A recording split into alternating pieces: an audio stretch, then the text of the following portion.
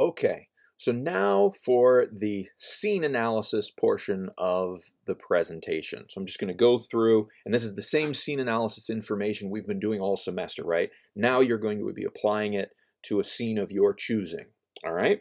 And hey, we're not analyzing a script, we're actually analyzing a scene for the first time, like in a film, so that's fun.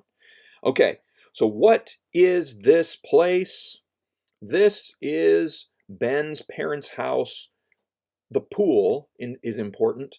Ben's bedroom, Ben's bedroom, and also the hotel room. So that is the place. Who is the protagonist and who is the antagonist? So Ben is definitely the protagonist. He is the focus of the montage. The antagonist is more internal than external in this montage. Um, that is made somewhat clear by the fact that we almost see no one else's face. You know, we see, like here, we see the back of Mrs. Robinson, the back of his mother later. Like, we barely get glimpses of anybody's face except Ben.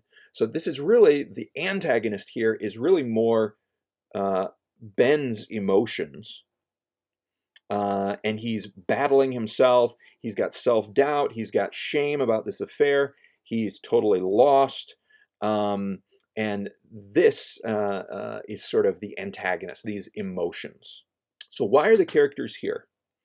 Well, Ben's parents are here because they live here, right? This is their house.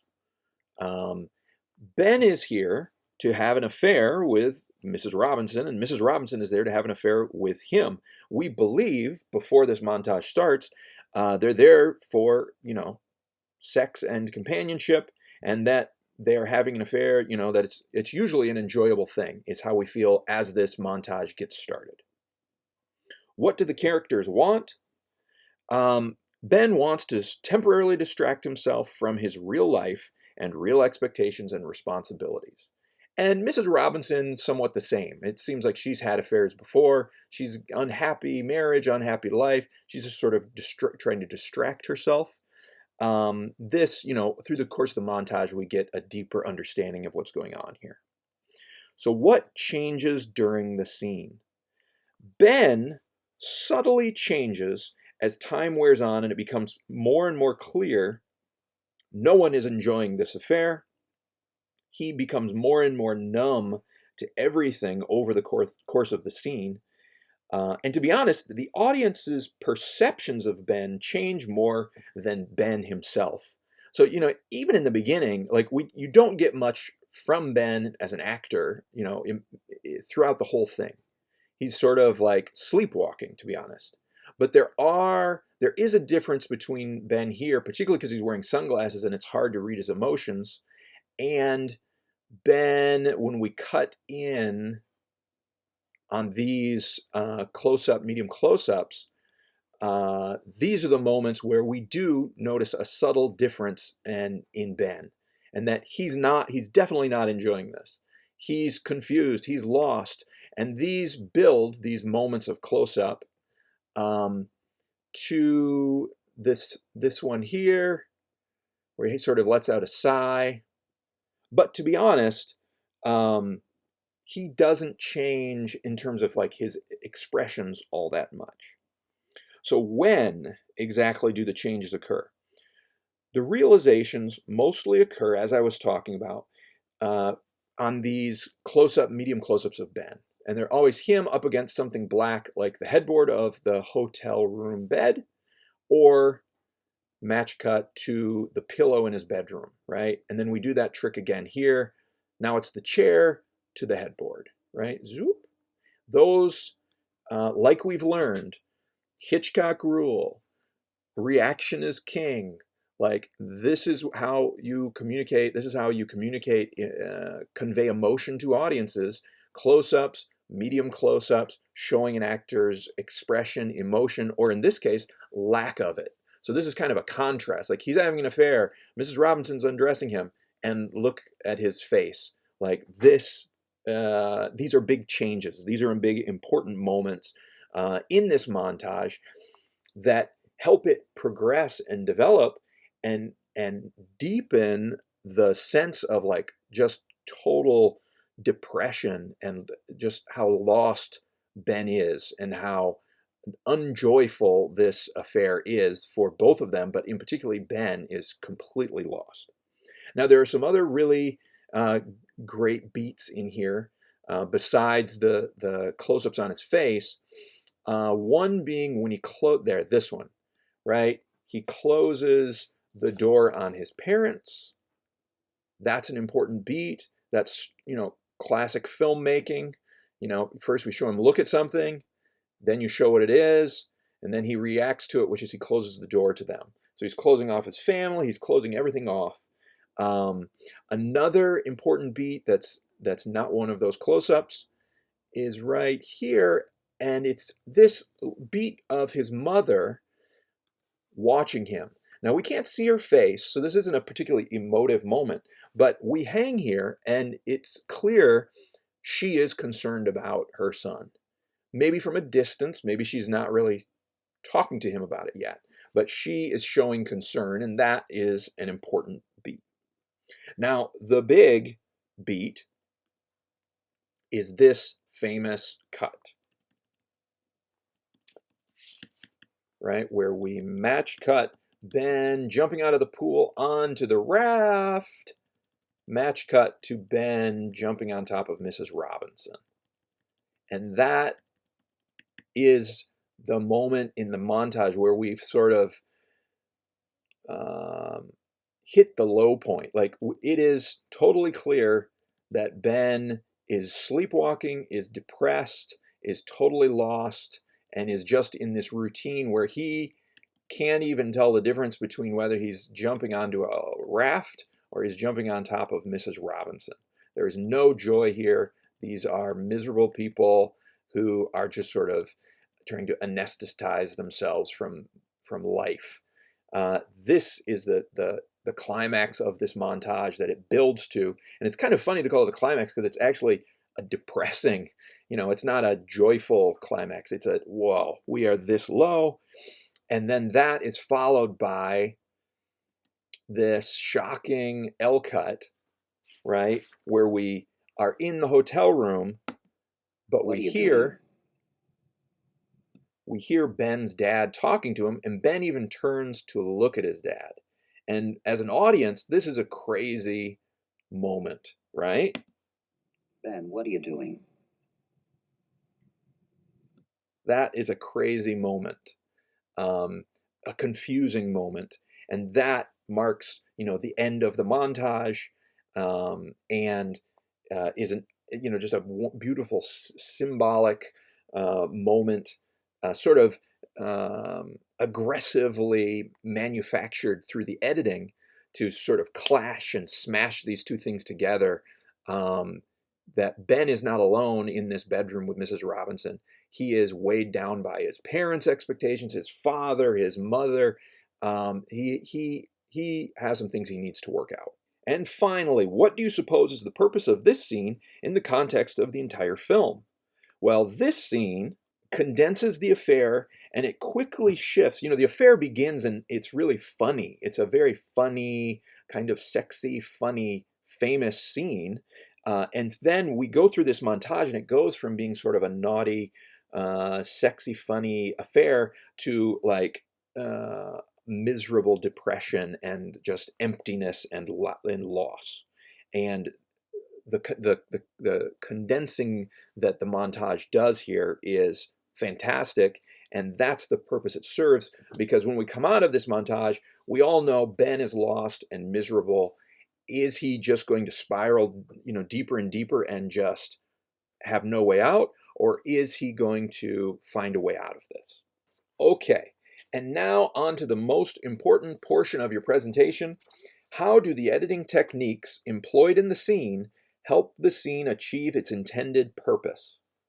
Okay, so the scene analysis I just discussed, now I need to back up what techniques, specific edit points, and what techniques were used to make all of that work that I just described. So I need to back up what I just said with evidence on the screen.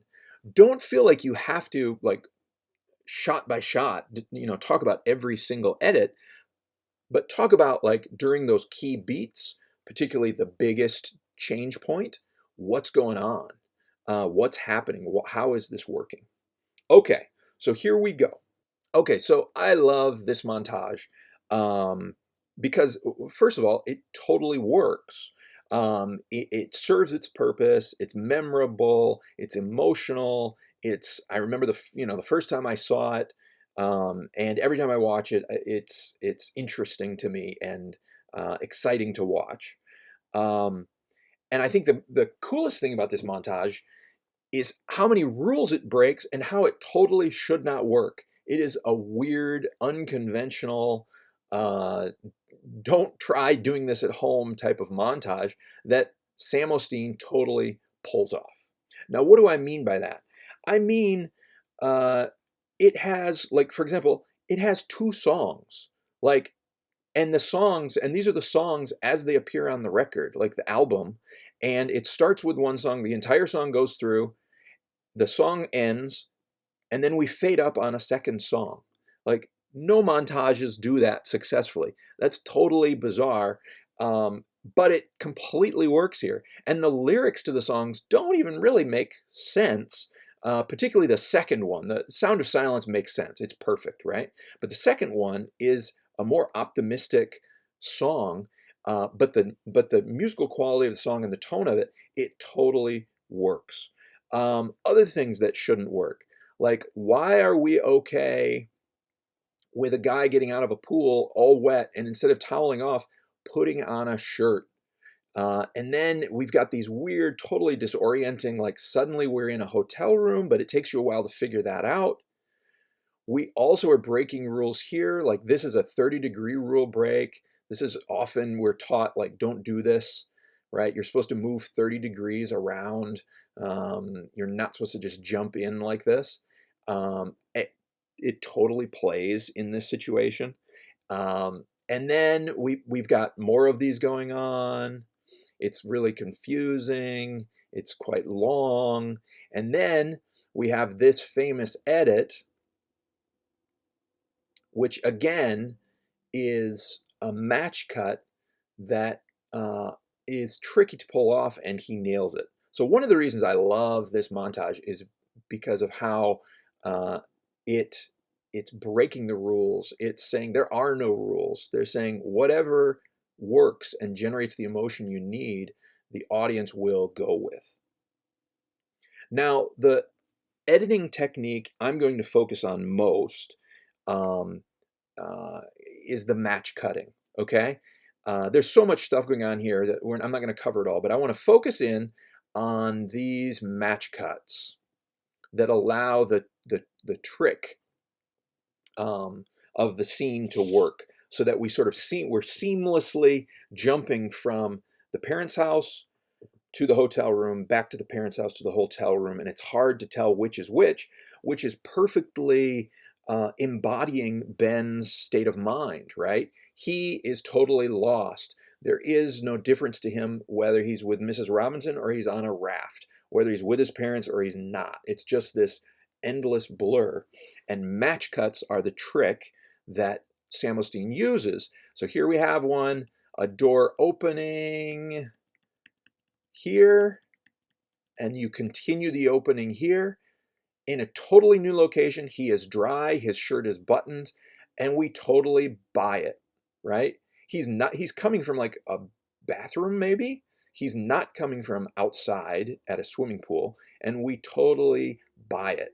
This is how flexible and fluid film is and editing can be. You can take the audience anywhere you want.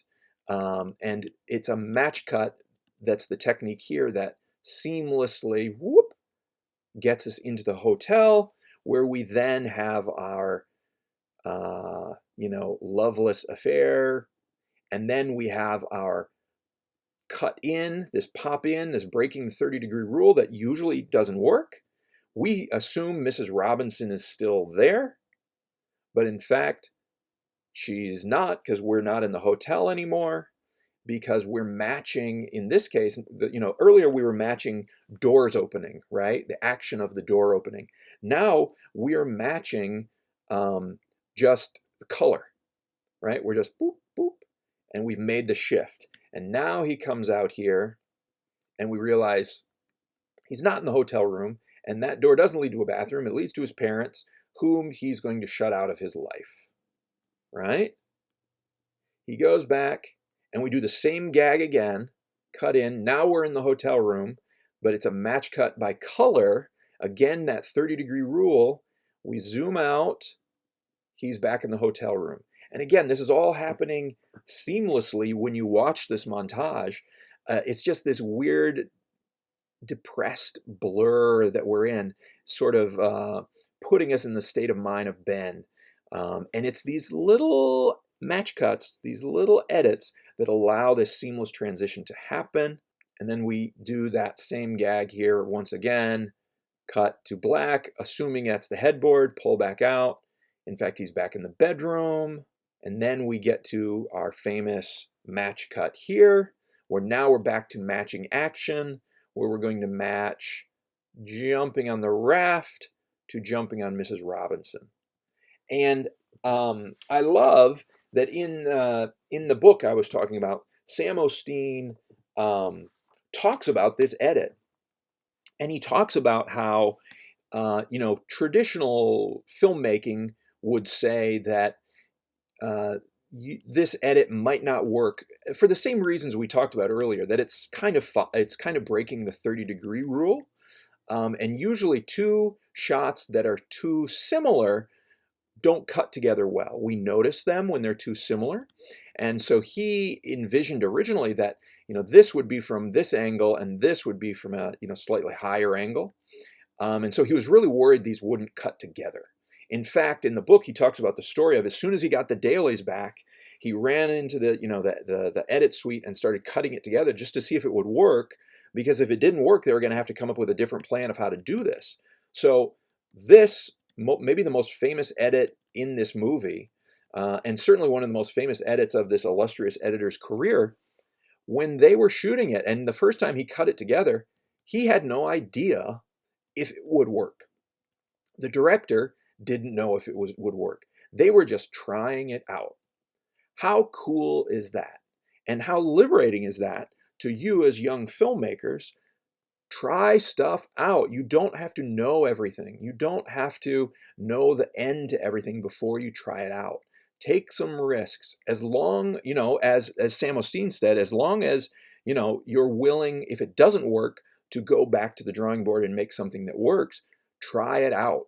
That's the type of spirit that's behind these master works of art that we all love, these fantastic films. It's not that they knew it all ahead of time. It's that they were willing to go places and risk things and try things out emotionally that felt right, that they weren't really sure would work. And that leads to this fantastic cut, boom, which perfectly crystallizes the entire point of the montage in a really jarring and shocking way. So just a master class of match cuts, and so smooth, so seamless. Like I was talking about earlier, Osteen came up through the seamless traditional style of editing. So he doesn't want to be Dennis Hopper or Godard or some filmmaker that's just sort of slapping you around. He wants you to forget about him. He wants you to smoothly, seamlessly just be in the film, but he has the ability to do that while at the same time using match cuts, jump cuts, crazy L cuts like this one right here, where Ben hears his father's voice. He even turns in this shot and looks presumably at his father. What else would he be looking at? He's looking directly in the camera. Another no-no, right? And then we cut to this crazy low angle with sun obscuring the father's face. Like, this is just fantastic filmmaking and fantastic editing. And in the book, Osteen talks about this moment, about this is, evidence of why it's so important to cut for reaction, not for the line, right? Reaction is king. So don't cut for the line. Don't cut to the father right here. when he starts speaking, wait for Ben to react. We get the reaction, then you cut. So the lines aren't what matter.